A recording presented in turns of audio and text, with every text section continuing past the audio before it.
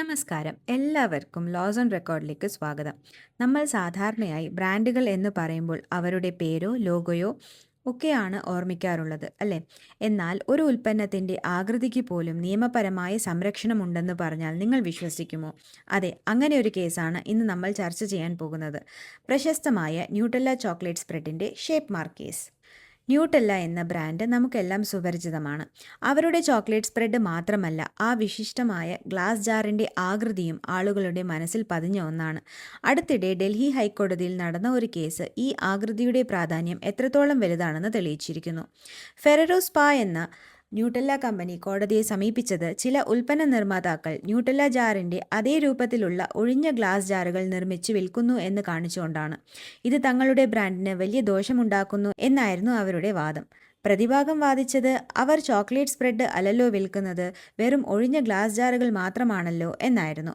അപ്പോൾ അതെങ്ങനെ ബ്രാൻഡ് ലംഘനമാകും എന്നവർ ചോദിച്ചു. നിയമവകുപ്പ് നമുക്ക് നോക്കാം. ഇവിടെയാണ് ഷേപ്പ് മാർക്ക് എന്ന നിയമപരമായ സംരക്ഷണം കടന്നു വരുന്നത്.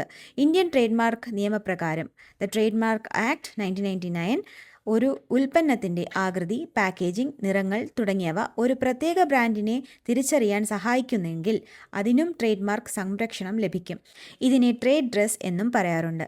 ന്യൂട്ടെല്ല ജാറിൻ്റെ ആകൃതി ന്യൂട്ടെല്ല എന്ന ബ്രാൻഡിന് ഒരു മുഖ്യമായ ഘടകമായി കോടതി കണക്കാക്കി. കോടതിയുടെ വിധി.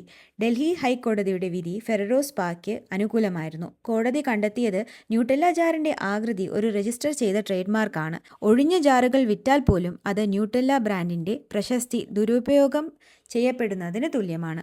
ഇത്തരം ജാറുകൾ വ്യാജ ഉൽപ്പന്നങ്ങൾ ഉണ്ടാക്കാൻ ഉപയോഗിക്കപ്പെടാനുള്ള സാധ്യതയുണ്ട്. പ്രതിഭാഗം 3 ലക്ഷത്തിലകം ജാറുകൾ വിപണിയിലിറക്കിയിരിക്കുന്നു.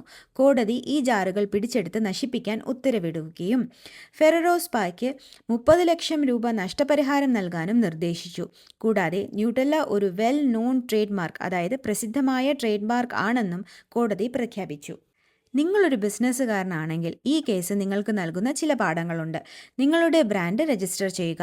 ഉൽപ്പന്നത്തിൻ്റെ പേര്, ലോഗോ മാത്രമല്ല അതിൻ്റെ ഡിസൈനും ആകൃതിയും പാക്കേജിങ്ങും വരെ രജിസ്റ്റർ ചെയ്യാൻ ശ്രമിക്കുക. ജാഗ്രത പുലർത്തുക. നിങ്ങളുടെ ഉൽപ്പന്നത്തിൻ്റെ പാക്കേജിങ്ങിൻ്റെയോ രൂപസാദൃശ്യം മറ്റാരെങ്കിലും ദുരുപയോഗം നടത്തുന്നുണ്ടോ എന്ന് ശ്രദ്ധിക്കുക. നിയമസഹായം തേടുക.